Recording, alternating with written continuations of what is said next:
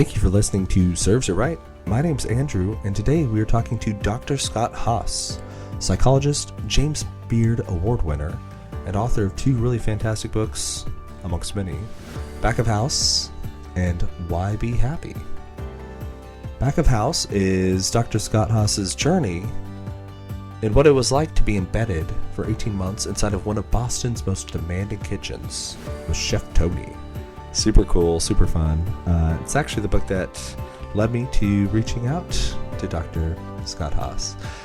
And then Why Be Happy is his more recent work exploring how Japanese thought, especially on things like community, acceptance, and calm, how we can take these ideas and apply them into our lives in the West. So, very interesting conversation. I do have to apologize. Me and Scott kind of got excited talking about Why Be Happy and spent more time on it than I expected. So, Back of House was sort of an afterthought at the end, but he's such a smart guy, so cool. Maybe I'll have him back on. I just kind of lost myself in the conversation, but that's what this is for. Without any further ado, here's that conversation with Dr. Scott Haas, and my name's Andrew. Thanks again for listening. Cheers.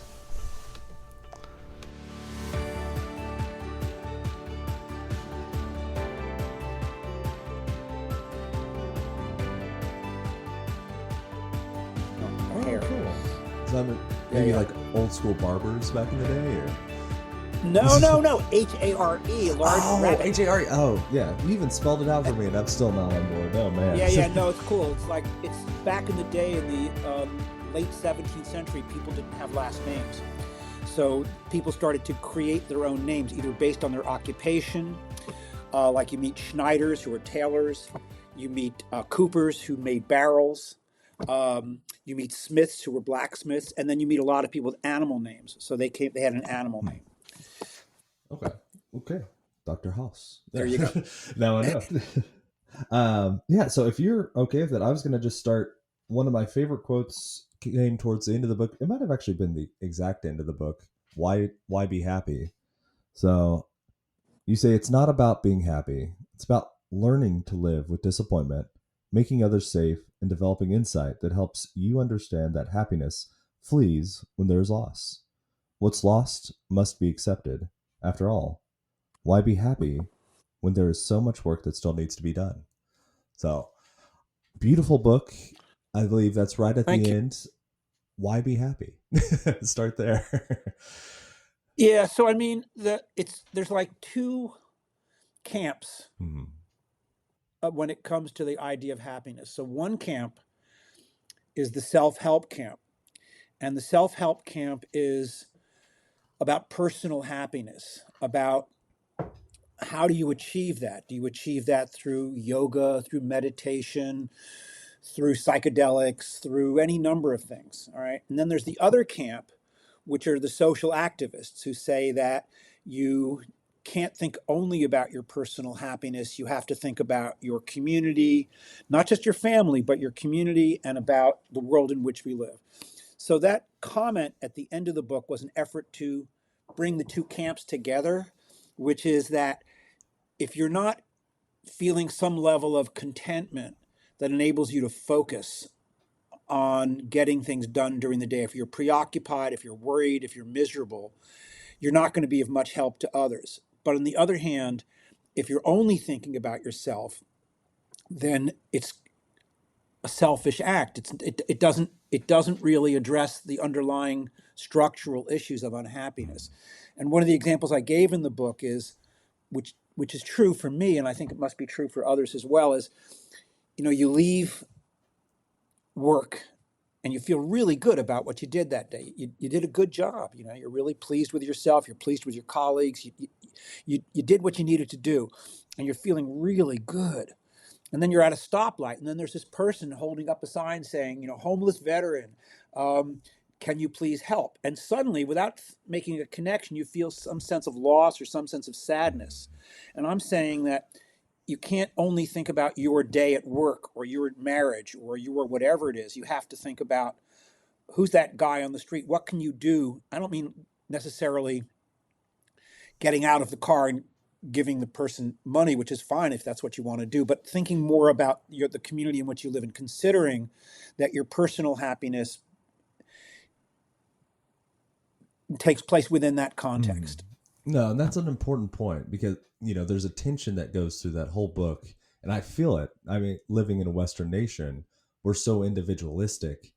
Like a lot Right, of the examples you give in Japan, just like communal baths, like it's something that isn't even on my radar. I can't even picture it right, almost, and right. it's a way of Right. life. It's a weird Yeah. experience. A friend of mine took me to one in Tokyo. So you come up to this apartment building, a nondescript, old apartment building, kind of shabby looking. We ride an elevator up to the fifth floor, and it turns out it's like a little spa area. Mm. And in the States, you might think it's kind of a sexual thing or a gay thing or something, but it wasn't. It was a bunch of guys, some of whom were pretty well known baseball players. And everybody's just hanging out and everybody's naked. Mm. And we're all just enjoying the bath. Nobody's talking. And there's a little quiet room where you can have tea. And the idea is that day to day life is really stressful. It's nice to be in a place where you can just, it was really quiet. Mm.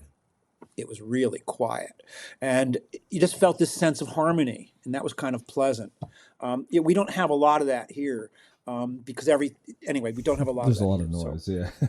There just always there's a lot is. of noise. Yeah. And that actually jumps me to one of my favorite lines from the whole book. Hold on. Let's see if I can find it. It's difficult to be intimidated by fancy pants people when bathing next to them without their pants on. It is this, just complete like, okay, there's Totally. a egalitarianism that happens just by default in this environment. Yeah, no question. My wife's a family doctor, Mhm. and we go sometimes to places where it's co-ed Mhm. naked. All right. And she'll say to me, the funny thing about the human body, because she sees them all the time naked as a physician, is that it's not that interesting. I mean, of course, there's exceptions of people of like, holy moly, that's a pretty sculpted body. But in general, when we take off our clothes, the differences are pretty minimal. Mhm. And so there you are in this naked zone with complete strangers, and everybody's naked, men and women, and nobody cares. It's not, and I'm not being clever or cool. It's just that it just becomes normalized. It's Mhm. desexualized. Sure. Yeah. And reading that just because it is so foreign, I did Google it a little bit. I guess it was more common back in the day, but the church objected largely during the Middle Ages, and so it sort of fell out of Right. practice. And which, That's exactly yeah, what I was happened. like, makes sense, I guess. In Japan, it's segregated. It's segregated by sex in Yeah. Japan. Men and women, generally speaking, do not bathe Mhm. together. Whereas in Europe, in it's co-ed typically. Although there's some zones, some times of day when it's only women. The women do not want to be bothered with Mhm. guys, so that there's like a Tuesday at a certain spot to be women Mhm. only. It's kind of like how we got early like shopping hours, quiet shopping hours in America after COVID, kind of thing. Right, Yeah. right, right. Yeah, I know. I meet a lot of individuals. I do clinical work, and so I meet a lot of individuals with panic Mhm. disorders. And one of the things that we talk about is go food shopping at 6 o'clock in the morning, and there's nobody there. It's nice and quiet. Nobody will bother you. And if you are in that store, I used to do that because I had a dog that would get me up early, and I'd go food shopping afterward. You see in the store a lot of people who, if you were clinically minded, you can tell they're anxious, but because everybody in the store is anxious, nobody's bothering each other. They're like, "Oh yeah, so you're a member of the tribe?" Yeah. So You're either a it's jogger, very you have a cool. dog, or you're nervous. One of the three. Right, right. There you Yeah. are. Exactly. Yeah. Awesome. Or all three. Yeah. No. So, turning back to just kind of the sense of the release and being part of the group, I'm going to butcher it. And, apologies to anyone who speaks Japanese that's listening to this. Ukulele, or how do you say that word? Or, yeah, I'm not fair Japanese either, enough. so I was told to pronounce it Ukereru, Ukulele. but Okay. I probably just butchered it Yeah. too. So So that seems to be a central theme. And I even read that you thought about calling the book Yuko Reiru, and your author, or like your publisher said probably not. So it's been sold to about 12 different countries in translation, Mm, and a number of the countries made that title. No one okay. told them what to do, but I think they liked the title. Like, I think the French version has that title. Um, I think that, well, the Japanese version does, the Taiwanese, Chinese does. Um, I think they liked it because it sounds exotic. Mm. And Things that so, are Japanese are hot yeah, right now. So I know, put right? I something mean, it's Japanese on amazing. I there. was just Yeah. talking to my wife about that. It's like suddenly Japan is on the radar big Mm. time. I mean, everyone I know is going there. So, Well, if you look at the last 5 years, starting with COVID and just the noise and the chaos has been loud. You know, you know, you kind of capture this, and I think it's something that we'll talk about as we transition over to Back of House 2. This idea that you're seeing familiar. You know, Japan is a industrialized nation, and it's familiar, but it's completely not familiar too. Kind of like what I totally. imagine you and your experience in the kitchen. It's just like, Have you been there? Have you been to Japan? no, I haven't. No. Oh, you're in for a treat. Yeah. No, it's But it's exactly what you just said. It's like when I was a kid, I'd read these DC comics, the Reverse Universe, and so, or whatever it was called. And so you'd go to a city that looked like New York or Dallas or something, and it wasn't. It was populated by aliens. mhm. And I'm not saying Japanese are aliens, but I'm saying that the structure, you go to Tokyo, you could be in, as you said, a major industrialized Western city, but the vibe is really different. And it's very magical. You feel like you're entering a different world.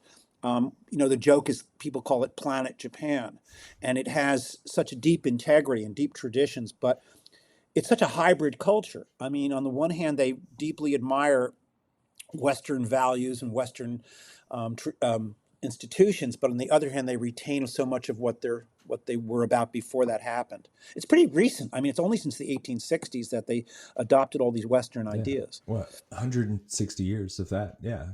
It's not that long. I No. mean, when you think about it, and it was en masse. It was like, it wasn't like gradual. Mhm. It was the emperor said, "Okay, that's it. Well, We're Westernizing." you know, oh man, have you read any of the books by Cal Newport? This is just like a tangent. Oh, so No, he's a technologist. So he's very big on mindful use of technology, making sure that you think huh? through the use and you pick things that are useful to you. But Cal Cal Newport. Newport, yeah. But his book Okay, Digital Minimalism made me think it's like a modern day recreation of what they did, because you kind of described they go through and they kind of went through everything that the Western nations were doing, and it's like, what do we want to adopt and what do we want to right. leave? And so it's That's a right. similar approach to like, what can we use here and what's superfluous? They Yeah, totally cherry picked. yeah. 100% cherry picked. They sent a delegation to the United States. I forget what year it was, to Europe, and they toured European Mhm. cities, and they had meetings with government officials everywhere. So they adopted the parliamentary system in England, where there was a king, but there was also two houses of parliament. They took on the trolleys from Washington, D.C. They took on the idea of universities independent of religious institutions, but they rejected things along the way. Mhm. I mean, it was really Yeah, interesting. and it's interesting too. I'm thinking historically, you go back, Peter the Great did a similar sort of Yeah, I was thing, thinking the same thing. How funny. but That's right. he didn't seem to take he didn't seem to choose. He seemed to take everything on wholesale, and so they got kind of a recreation of the Western sphere. Whereas You know more about that than I do. I was, but you wife were, is I was Russian, thinking yeah. of Peter the Great. No, no. What's My that wife now? is Russian, so Oh, there you yeah. are. Yeah, I was thinking of Peter the Great as you were talking, but I didn't know that he took it all. And the whole Yeah, because thing. theirs was all progress at any like expense and kind of push everything forward. Where Right, like right, right, you right, get to see the kind of results of forcing an adoption in mass versus adopting what works. So it's right, right, right, interesting. right, Yeah. right, right, So right. we kind of got going back, Yuka Reru. I don't think I'll ever be able to say that. Accept I won't either. acceptance. So acceptance is such a big thing in this book. um why why is that so big over there, not here? Or there's probably a lot of different ways to attack that. I don't know. I mean, there's drawbacks to it. Hmm. I mean, There's one of the resignation, things that's yeah. so So, yeah, right. I mean, so one of the things that's great about the States or about Western countries is people are willing to speak up and have some social authority and stand out from the crowd and say, you know what, I'm sick of this. mm, I can't be the only one sick of it. What are we going to do about it?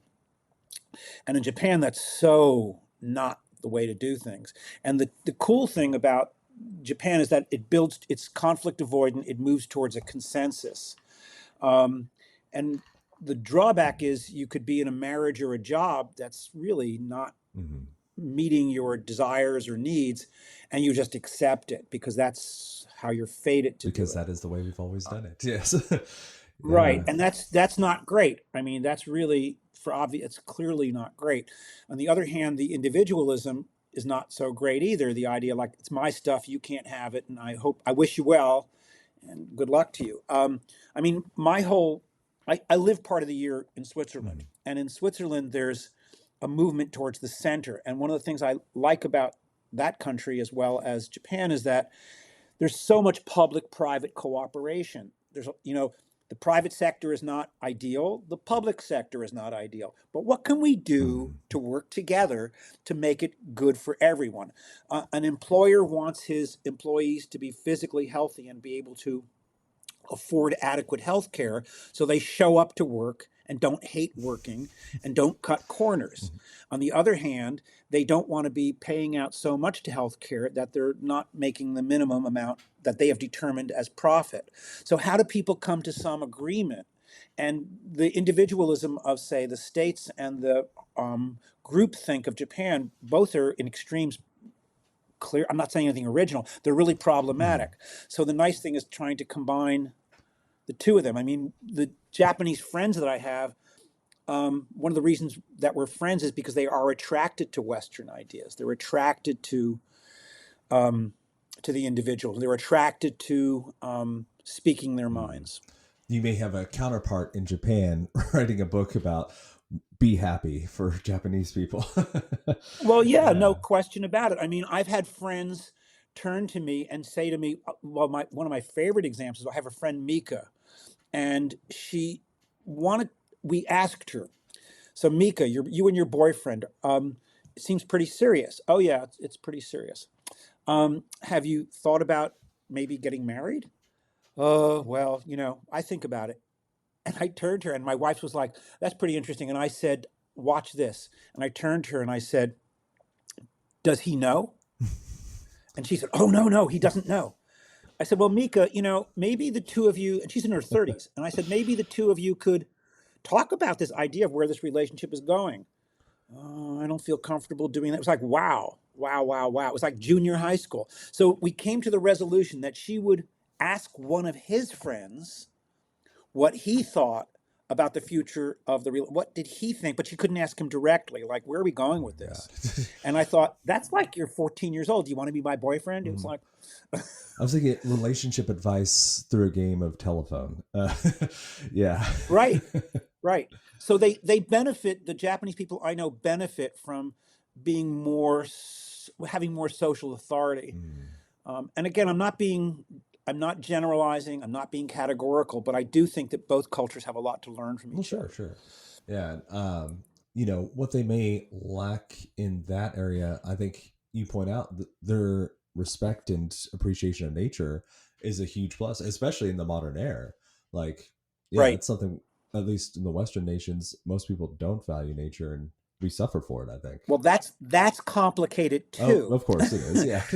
Because no, because the Japanese have one of the highest levels of environmental degradation of any of the G8, G7 countries, Mm. because they subsequent to the Second World War, they had a baby boom of sorts and they didn't have enough food to feed people. So they decided to use massive amounts of pesticides to increase agricultural Mm. yield. They also they have curtailed that, but there was a long but it's not over yet. And now they have the opposite of a baby boom, so they don't need a high agricultural yield. So now the question is, how do they move beyond that? And then the other question is, Japanese had no standards whatsoever until the early 2000s for what organic agriculture is. So now they do, but they have one of the lowest amounts of, and I'm not saying organic food is the be all and end all. I don't eat organic 100% either. It's still a good marker. It's still something. Yeah. They've only established standards for organic production or agriculture since the early 2000s, and they have the lowest amount of organic produce, I think, of any of the G7. So it's complicated, and also because of the groupthink. So one of the famous examples was in the early 50s. This company dropped all this mercury into a bay. People died, and they developed horrifying neurological disorders. But because it was very uncool to have a class action suit against a company, very little happened until a few years later. So the younger generation, under 50, is really moving forward dramatically on environmental stuff. But they have this kind of disconnect. On the one hand, they have this spirituality with Shinto and Buddhism that deeply admires and embraces nature. We're part of nature. What does nature expect of us? On the other hand, they're not implementing that as fully as they might for a lot of economic reasons. But it's changing. So it's like everything else. It's complicated, Sure. right? No, and I mean, we're looking at this through the lens of environmental production, agriculture. I think that same tension exists in food in your book too. I forget, is it Dogen or Dogen? I don't know how you would. Yeah, Dogen. Yeah. But he sort of lays down the rules and guidelines for Japanese cuisine hundreds of years before the modern era.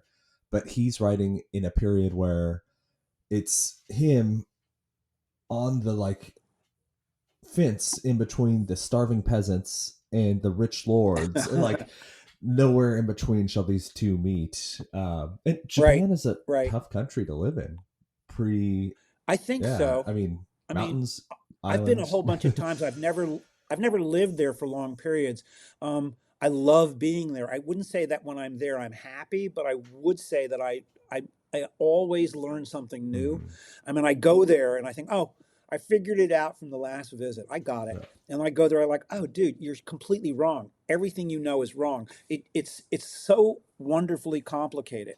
It's just it's a wonderful. I think it's a wonderful place to live because you feel very comfortable there. You feel not just physically safe, you feel emotionally safe. So the quiet is nice.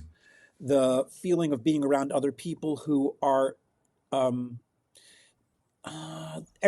there's a real lot of respect for people in the public spaces. And the friends I've had for numerous years, there's a loyalty to one another that's really very appealing. And physically, outside of this, even in the cities, I mean, it's a beautiful country. Yeah. Well, it seems to. There's a lot of rules. There's a lot of rules. Yeah. Well, it's like it exists at a tension point. It's like everything about it is at a knife's edge, where you don't ever have an answer but two, and it's the balance that keeps it together. And, it's a nation, but it's kind of an island. It's mountains, but it's kind of ocean. It's in everything in it. It's constantly changing too. I mean, it appears to be changing gradually, but it's not that gradual. I mean, they're wonderfully complicated. They have the first female prime minister in their history, but she's a right-wing anti-feminist along the lines of Thatcher or Indira Gandhi. So that's pretty interesting. I mean, so on the one hand, it's cool, it's wonderful that a woman has broken through the glass ceiling. On the other hand, what does it really mean for policy? So they're very, very good.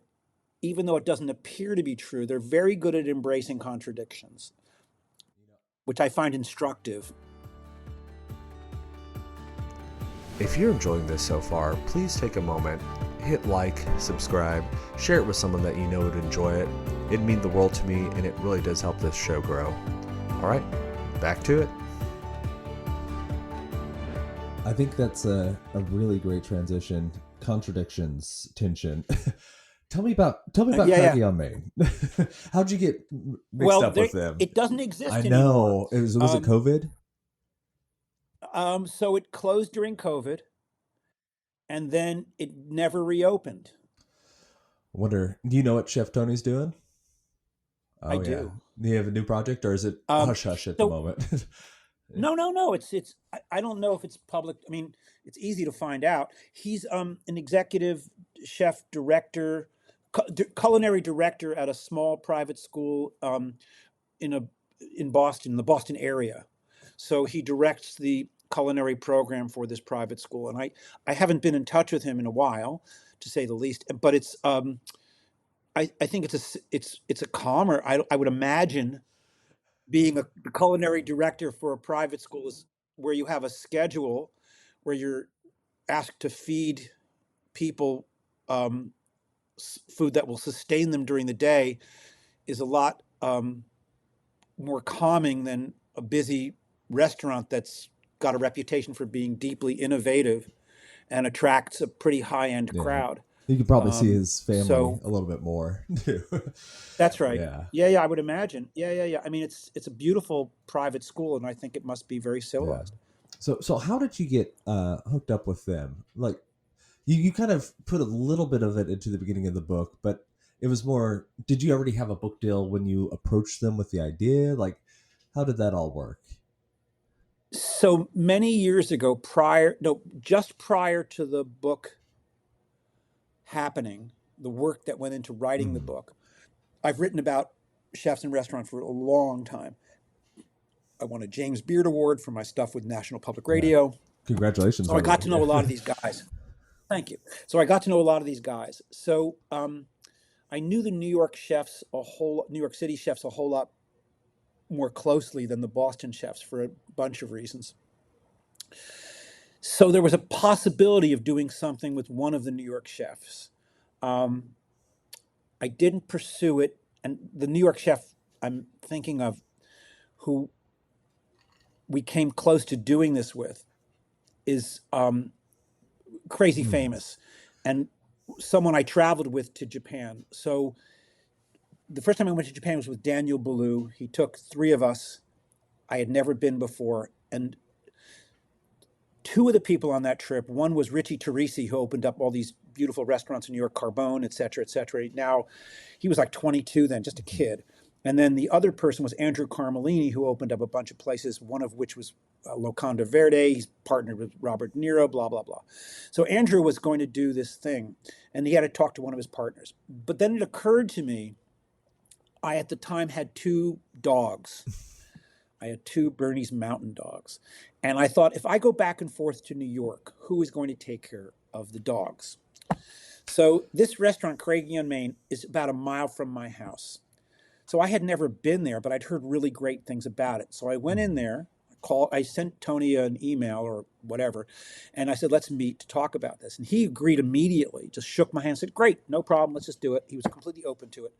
And so then I wrote a book proposal, sent it to my agent, and we sold it. And that's what Just happened. like that. Yeah.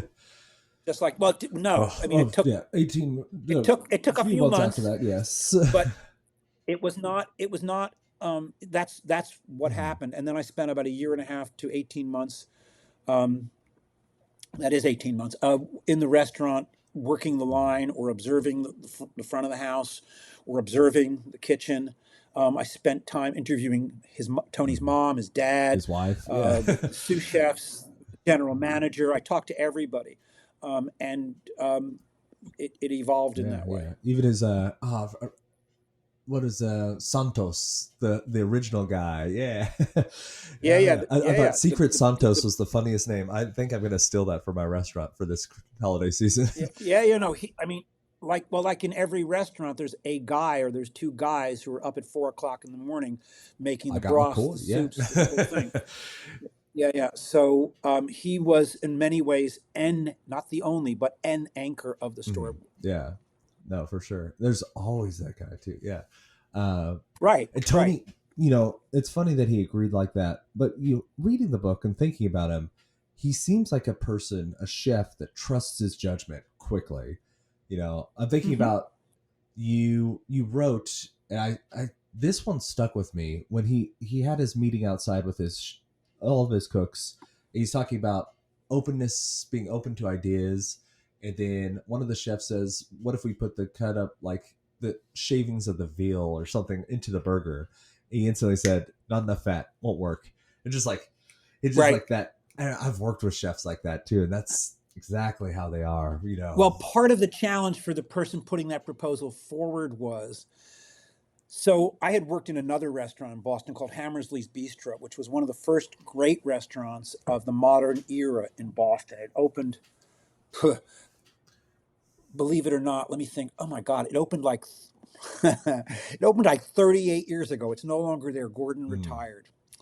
He had worked with Wolfgang Puck, and what he brought to Boston was an open kitchen, vegetable-driven kind of food, um, and a demystifying of French food. Boston has a conservative bent to it when it came to dining. Not anymore, but it did.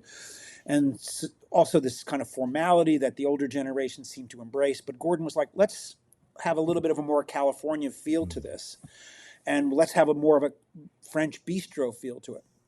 So working with him, I said to Gordon something like, we would have these meetings there too. And so one of his sous chefs proposed something, and Gordon said later, he said, I have to tell you something. I only listen to two guys here. I listen to Michael, and there were two Michaels. He said, I listened to the two Michaels, the two sous chefs. He goes, if a line cook tells me something, I'm not that Mm. interested. And he didn't mean it disrespectfully. What he meant was, you just don't know enough about what we're doing here. You don't have the skill set to advise. I'm running a restaurant. I'm a chef. I've worked with Puck.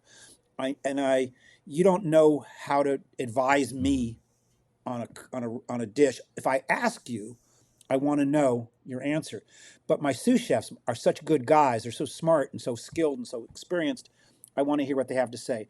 So maybe one of the challenges for that particular sous chef that you're referring to was Tony may have felt that he couldn't match his skill set or experiences. I mean, uh, Tony's skill set in the kitchen as a cook is was pretty Mm. exceptional, at a much higher level, of course, than a lot of his guys. Yeah. I mean, any restaurant knows that challenge. It's hard to find great people who stick around for a Yeah. while. Well, and it was a really great restaurant, even if it was just born out of necessity with your dogs, because not many restaurants have cuisine that's wholly unique and innovative. You're talking about how That's there's no right. reference. And so, of course, all these cooks are just looking around and thinking every day the specials change and there's no consistency. How do I improve when there's not a Right. standard? Right. Yeah. Right. That's right. And now, I mean, in many ways, that that restaurant opened, I forget when, but a long time ago, Craigie. And a lot of the newer restaurants in Boston have adopted that approach. So you go in and you just don't know what you're going to have. And of course, as we all know, the tasting menus have sort of taken Mm. over many restaurants, which of course many of us have issues with. But in any event, his whole thing was it was you could order a la carte at Craigie, but he loved doing the tasting I menus. hated making the burger in the dining room, but loved everything else. Well, yeah, but And it was chefs like, hate burgers. well, because it This was is not that not interesting. a normal, like, this is every chef I've worked with. It's like only the bar. Yeah. He didn't find it that interesting a dish Yeah. to do. But he created a monster. He knew Hmm. that. I mean, it was like people loved It's that like burger. it's like making the And best margarita in the world if you're a bartender and be like, I'm just tired there of you are. margaritas. It's like, Right, right, right, right. So, he couldn't take it off the menu, but there's other restaurants that have these so-called signature dishes that they can't get rid mm, of. So, oh yeah. well. You ever been to Um, Santa Fe? I No, not yet. El Farol. There's a fried avocado they have on the menu, and it's one of those things. It's changed ownership, and I'm sure it's going to be there 100 years from now. Just people come here Yeah, for yeah. that. Yeah. Right, right, right.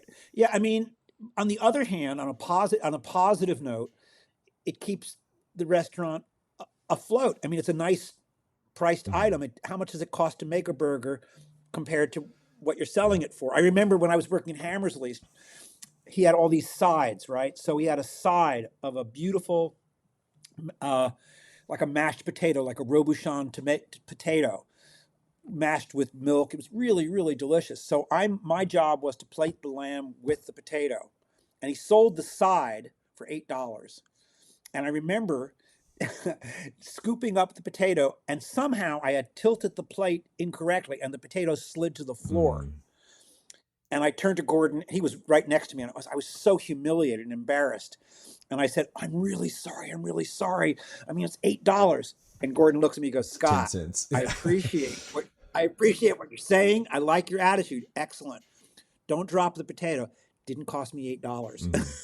So what Thomas Keller did was he spun off. He created places like Bouchon and other, so that you can take the burger and sell it there. Time Out Boston opened, and Tony had a burger stand there, which only sold burgers. That ended too around COVID. But that's one way to spin off the signature Sure. dish. Now, as a side note, if you've never been to Bouchon, because I can't go to the French Laundry, but Bouchon is awesome. Every Yeah, time me no and my question. wife It's are in great. California, even if it's like a 40-minute drive, we always go just to have quick lunch. The bread alone, Absolutely. oh God. Yeah, no, it's Yeah. great. Absolutely. Yeah, no, French Laundry's outpriced itself. I'm old enough to remember when French Laundry, my wife and I went there. It was a tasting menu for $125 a person. So, that's how long ago that was. But, those I days had are over. Andrew Hurley of Guy Savoy on here in Vegas, and their tasting menu is 800, which Right. must Right. be nice. Yeah. But when you have I know, right? 17 seats in the Exactly. restaurant, fair enough. Yeah, but people aren't, it's a whole different vibe. Yeah. It's a whole different. Do you ever, and this is kind of going to sound strange, but do you ever feel like an outsider working in the restaurants? Yeah, of Yeah. course. The only reason I ask, this is all I've done for the last 20 years. And Uh huh. I read the things you're writing back of house, and I see it, and like I almost like can experience it. I've worked shifts like that. Like I know these guys. I know the Bobby who's getting yelled at. Like like all these characters. I don't the like interpretation and the psychological spin you give on it is illuminating for me, but it's not my first thoughts. I think you see No, of more than I course. do because you don't live it every day, sort of thing. That's Yeah, right. it just Oh, no, no, no question. The last night I was at Hammersley's, Gordon turned to me, and I really enjoyed. I was there for 3 months to learn about restaurants, just to learn what does it mean. What does it mean to work in a restaurant? There's such a misperception and a fascination with chefs and restaurants, mhm. right? And it's been going on for decades. And so people have this, oh, I'm such a good cook. I can open a restaurant. It's like you have no idea what you're talking about. Zero. In fact, I met this guy recently, a few years ago. He was graduating from college. His parents wanted me to meet him because he wanted to open a restaurant. And he said, "So Scott, you've worked in restaurants, you've written about restaurants. What would I need to learn to become a chef?" I said, "Well, you have to work in a restaurant for one thing." "Well, where would I start?" I said, "Well, for the first 2 weeks, if it's a decent restaurant, I'm like a high-end restaurant, for the first 2 weeks, for about 6 to 8 hours a day, you're going to be peeling carrots. That's going to be your Mhm. job. That's it." He goes, "Well, when do I start to create dishes?" I said, "Never." I said, "You're going to peel carrots. They want to see how well you peel carrots without destroying the carrot. They want to see what you do with the peelings. They want to see where you place the carrot. I mean, it's if it's a really great restaurant, you're going to start so far down the ladder, you're going to say, this is not cooking. Well, that is cooking." And the last night I was at Hammersley's, Gordon turned to me and he said, "So you've been here 3 months." He said, "You want a job?" And I said, "Doing what?" He goes, "You could be one of my line cooks." And I said, "I don't know, Gordon. Can I have a night to think about it? Let me think about it, because it's really been kind of magical Mhm. being here." And he said, "No, no." I said, "What?" He goes, "No, you decide right now. Right now, you tell me whether you want to do it." And I said, "Ugh, you're asking me right now? No, I can't." He goes, "I didn't think so." He said, "It's a way of life Mhm. for us." He said, "This is a way of life. It's like we don't feel what you feel." He said, "We don't see the tension that you see. For us, it's just a world, and we love being in this world for all its ups and downs." And as anyone knows who's worked in a restaurant, it attracts people who they're not nine. Most of the people I've met are not 9 to 5 Mhm. people. They love the chaos. They love being in the weeds. They love the camaraderie. They love when things go wrong. They love when the person at such and such table sends the dish back, or the guy's too drunk to order his dessert, or it's so much. It's like being in a play. It's like Yeah. theater. So I was an outsider observing that, For sure. So Yeah. And I hear a lot of myself in that. Like, I always did decently in school, but when I got in trouble, it was because I had too much energy. It was like I had yeah, too yeah, much inside me. I just had to, yeah, yeah. yeah. And I always thought I was going to end up being a lawyer because I loved reading. And then in Uh-huh. college, working as a restaurant person, it was like, okay, extra cash. The bar I was, like the restaurant I was attached to had a bar attached, and most of their bartenders got sick. They only had a couple holiday season, and they were just like slammed. And I was like, I'll be a bar back. I'll get a little extra money. Yep. It's something about it. Like that first shift, it was like I was home. Like for the next 10 years I was in the Right. bar. That's all I did. Eventually I just That's got too great. old, and now I'm in management and run a restaurant, but which is what has its Yeah, yeah, own yeah. challenges, pros and cons, but um But it's a it world. It's a is. world in and of itself. I mean, what's interesting too was I would turn to some of the line cooks and some of the wait staff, and I would say they would tell me they have the day off the next day. I said, "What are you going to do?" And they'd say, "I don't Mm, know." yeah. And I'd say, "Well, what are some thoughts?" And they'd say, "Well, I guess I'll do some laundry. I might take something to the dry Mhm. cleaners. What else might you do?" I really don't know. So it's so wonderful. It's encapsulating. And some of the well-known chefs I've met, it's literally. I mean, I realize it's not a cliche. It really becomes a family. Mm. It's whether it's functional or dysfunctional is another story. Yeah. And I think that, but I do think that the most functional restaurants I've ever been in, it's run like a business. Mhm. It's not a joke. It's not a party. It's not having fun all the Mhm. time. It's not like being the greatest chef. It's not about creating dishes. You're running a business. And what Gordon said to me 100 years ago was, he said, basically, he said, we sell widgets. He said, we're here to sell Mhm. food. And I want people to focus on the fact that I need to pay my rent. I need to pay my guys. And if we're not creating food that people want to eat and selling it at a price that people can afford, then the rest of it doesn't matter. That's the baseline. So if the drama overrides the the work itself, it doesn't work. There was a famous restaurant in New York called Carolina's. A friend of mine was a waiter there. He subsequently opened up Elysian Fields Brewery in Mm. Seattle, became extremely well known, Dick Cantwell, in the microbrewing world. So we'd go to Carolina once or twice. Terrific barbecue joint. Carolyn Kennedy is there. There's Woody Allen. It was like a real New York scene back in the day. And it ended up closing. And I said to Dick, "How did it close?" And he goes, there were drugs involved. I mean, people, the profit went into different things. I don't know who did it. I'm not saying anybody's name or any management. I have no idea. Maybe he's not telling me the truth. That's what I heard. Sure. But if the restaurant is not focusing on running it as a business, it doesn't Sure. work. Yeah. No, I mean, I had my own experience in that world. I worked at this awesome job, Milagro in Santa Fe. This was all before I moved and lived in Omaha, and I probably would have never left that job. Making great money even as a kid, and then shut after one day, and it was never clear exactly what happened, but it was clear that the owner was not paying his taxes. Well, there you are. The rest of Yep. why didn't really make sense because they were making good money, but Yeah, no, I get it. it's I yeah. and I get it. There was a restaurant here in Cambridge. There was a big. I went there to get some sandwiches, and there was a big sign on the door saying "closed, seized by the Hmm. IRS." And again, he hadn't paid his Yeah, taxes. more common than you So think. things do happen. But again, the restaurants I know that are like hugely successful, number of the chefs partner with Yeah, business boring guys. accountants make the world run Um, around. Yeah. well, I remember Daniel Boulou partnered with Dynex, a guy called Marcel Duran, who was the CFO. And I met with Marcel, and it was like Danielle, who was one of the nicest, most expansive, generous people on the planet, would say, "Let's do this for the menu. Let's do that. Let's do this. Let's Mhm. do that." And Marcel would say, "That's a great idea, chef, but let's look at the numbers Hmm. first.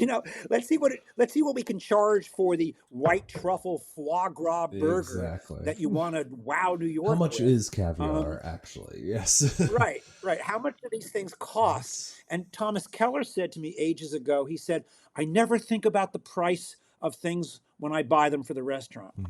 And I thought, well, that's probably why your restaurant's so wonderful, but also so Mm-hmm. expensive.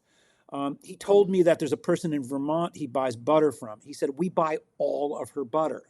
There's nothing left. So I went onto her website, and this butter's like $35 a pound or something. And I'm thinking, holy smokes. But that's that's what he That's decided the to game do, he's playing too. Yeah. No. Right. No, and even more than just the business side, I think you touched on the drug aspect. I think that's important. Even in Craggy and Maine, there was the one cook who he had to go into rehab just in your short Right. stay, and that's Right. definitely there. It's part of the Right. culture, and I don't know what it's like mhm, anymore. I wonder if it's, I mean, that was a while back, like 12, 13 years ago. I wonder what it's like these mhm, days. Certainly the people I know in their 20s, they're not drinking the way we all drank in our sure. 20s. The only drug that I'm aware of that people are using is marijuana because it's now legal. But I don't know about the other Hmm. stuff. Well, I Um, think alcohol is always going to oh, be present yeah, in restaurants, especially finer restaurants, and that's where you sure. make your money. So, mhm. Right, right, right, right. $16 martinis. Yeah. Right. It's easy to hide if you're suffering if you work in a restaurant than if you work at a day job, honestly. Yeah. Absolutely. It's normalized Hmm. too. Totally normalized. Yeah. And on a positive note, there's a lot of compassion. I mean, that person you're describing, to his enormous credit, Tony had him live with him. Hmm. He had no place to Yeah. stay. He stayed at his apartment. I thought, are you serious? You've got a little kid here. His kid was 6, I think, at the time. And he goes, where else is he going to go? And Gordon had a one of his guys who was making sauces who had a brother who had a major medical problem but didn't have insurance. Gordon paid for the guy's medical Hmm. care because he didn't want the guy making the sauces to leave the restaurant to find another job, whatever, whatever. But the guy came to him and said, Gordon, can you help me? My brother needs medical care. The restaurant I worked at in New York, Da Silvano, he took care of his cooks. I mean, he had a guy working there, I think, for 18 years, originally from Ecuador, and who the guy was really family. I mean, there was no, he valued them to the point where he put his money where his mouth Hmm. was, you know. Yeah. Restaurants in Japan. It's a whole different way of life, but I wouldn't have it any other way. No, it's it's often a job where people who, it's not only this, but it's often a job with for people who may not fit in Mhm. into the 9 to 5. It's also a job for people with energy and creativity. Yeah. And one of the things that's so wonderful too is you're taking care of people. I mean, what's her name? Alice Waters was a Montessori teacher before she became a chef. Other chefs I've met have transitioned from social work Hmm. to Yeah. cooking. There's nothing more satisfying than feeding someone who's hungry. I was gonna find one last quote from you, and oddly enough, I was going back to "Why Be Happy," and it kind of reminded me of what you were saying. Right again, right before the end, the movie meant to me that whatever it was, I felt or thought, feelings and thoughts often contrary to those of my parents, was valid. I was a real person with my own standards. My mother and father laid down the law. They told me what it was I was feeling. I was animated by them. I didn't know who I was or what I felt unless they told me. But after watching that movie, I figured I had my own point of view. Yeah. So it kind of goes along in that vein. Which movie are you It's referencing? towards the end of the book. Forget the name of it, but Okay. no, it just made me think. Restaurants are a place. You know, the life and the people of Japan. Everyone has a place to belong and fit in. Like you can Hmm. always find somewhere, even if you just don't fit into the square shaped peg hole. Maybe find the round one. Absolutely. Yeah, yeah, yeah. No, Yeah. absolutely. I mean, the level of, I've worked a lot in hospitals Mm. too, and they're similar in the sense that there's an institution that creates a framework for the way in which people interact. There's a script. And that's kind of fun. And it helps a lot to get through the day to have a Mm. script. So when you're in a hospital, what happens is well scripted. I mean, there's lots of problems, deviations, mistakes, miscommunications, but it's similar to a restaurant in the sense that the institution creates the framework for how people interact with one another. I mean, a line cook showing up in a new restaurant who's never been there before, if the person's halfway decent, they will pick up on the rhythm Yeah. of that kitchen and just it'll be fine. The rhythm will create how they talk, how they move, and that's kind of exciting to have that kind of structure. And that's, I think, partly why when you leave the restaurant and you have your day off, not you, but a person leaves the restaurant, has their day off. It's like, what am I supposed to do? Yeah. Where's the Well, I mean, rhythm? this is my day off, and I'm talking to someone on the internet about restaurants. So, There you yeah, go. no, that's awesome. But it's often the case. I meet doctors whose entire practice, physicians who are inpatient care, and on the day off, it's a little Mm. difficult because the structure of the day is so clear. The expectations are clear. Same thing with a restaurant, whether either you're in the kitchen or on the floor.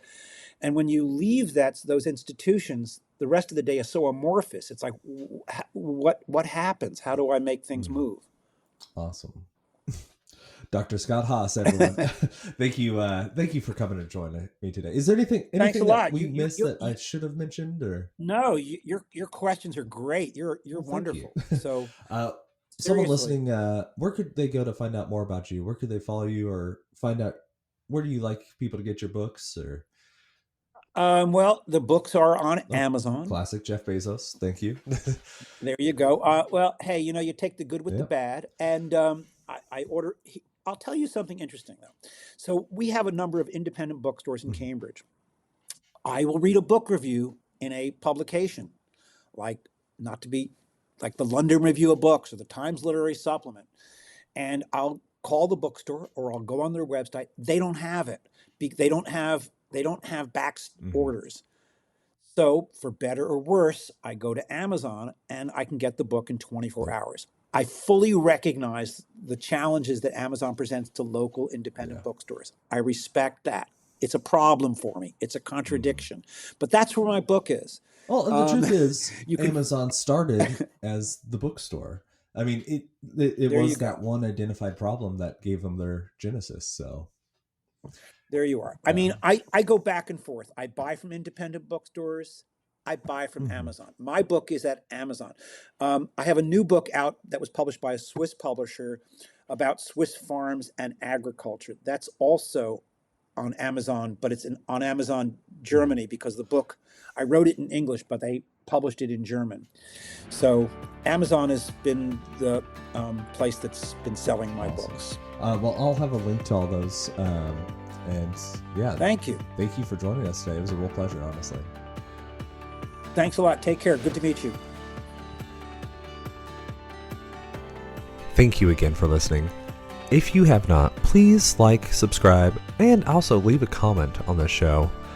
Every interaction is really, really appreciated. I respond personally to every message, comment I get. Episodes of this show come out every Tuesday, every week.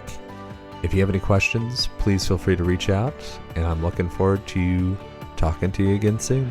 Thank you.